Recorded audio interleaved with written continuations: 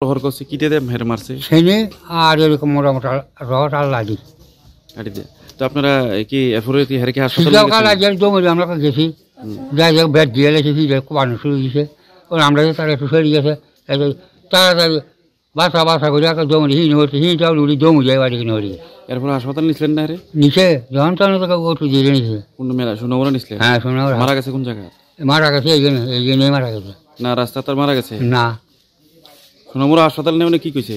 এরা জীবিত না মৃত কইছে? গেছি না তো জীবিত না মৃত কইছে?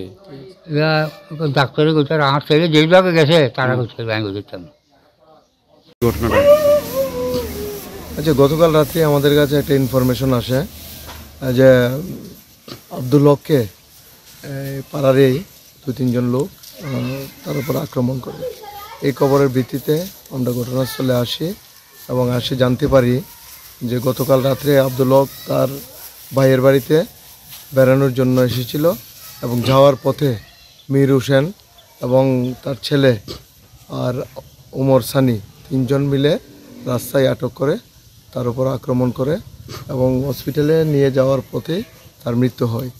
এই বিষয়ে আমরা 3 জনকে আটক করেছি এবং জিজ্ঞাসাবাদ চলছে। একটা স্পেসিফিক আমরা একটা মামলা গ্রহণ করব, হত্যার একটা মামলা আমরা নেব। স্যার কোন জায়গা আটক করছিল? আটকটা যে করছিল স্যার কোন জায়গা করছিল? তার ভাইয়ের বাড়ি থেকে বেরিয়ে আসার 100 মিটার 50 মিটার হবে, 50 মিটার আগে। এটা কি স্যার তার নিজের এলাকা না সুনমরতে ঘটনা করছিল? না, তার নিজের এলাকা, ঠিক আছে, ঠিক আছে। কালাপানিয়া তার নিজের এলাকাতে।